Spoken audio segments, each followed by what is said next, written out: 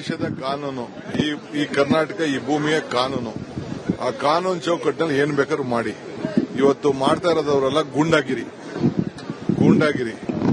ಒಂದು ನೋಟಿಸು ಕೊಡದೆ ಏನು ಕೊಡದೆ ಕಾನೂನನ್ನ ಅಸೆಂಬ್ಲಿನ ಹಾಳು ಮಾಡ್ತಾ ಇದ್ದಾರೆ. ಜನರು ಅವ್ರಿಗೇನ್ ಬೇಕಾದ್ರೂ ಕೇಳೋದು ತಪ್ಪಿಲ್ಲ, ಧರಣಿ ಮಾಡೋದು ತಪ್ಪಿಲ್ಲ, ಹೋರಾಟ ಮಾಡೋದು ತಪ್ಪಿಲ್ಲ. ಆದ್ರೆ ನಾನೊಂದು ಸುಮ್ಮನೆ ನೋಟಿಸ್ ಕೊಟ್ಬಿಟ್ಟು ಚರ್ಚೆ ಮಾಡ್ರಪ್ಪ, ಯಾಕೆ ರಾಜೀನಾಮೆ ಕೊಡಬೇಕು ಅಂತ ಕೇಳಿ ಅಂತ ನಾನು ಹೇಳ್ತಾ ಇದ್ದೀನಿ. ಅಷ್ಟು ಅವ್ರಿಗೆ ಹೇಳಷ್ಟು ತಾಳ್ಮೆ ಇಲ್ಲ. ಸೊ ಅದಕ್ಕೆ ಅವರಲ್ಲಿ ಅಸೆಂಬ್ಲಿಲಿ ಕಾಂಗ್ರೆಸ್ ಪಕ್ಷನ ಫೇಸ್ ಮಾಡಕ್ಕೆ ಅವ್ರಿಗೆ ಶಕ್ತಿ ಇಲ್ಲ.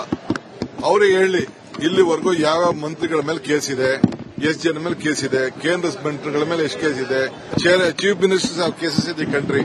Y they are not asking their resignation? They are only on a Dalit leader, on a ST minister, tribal minister.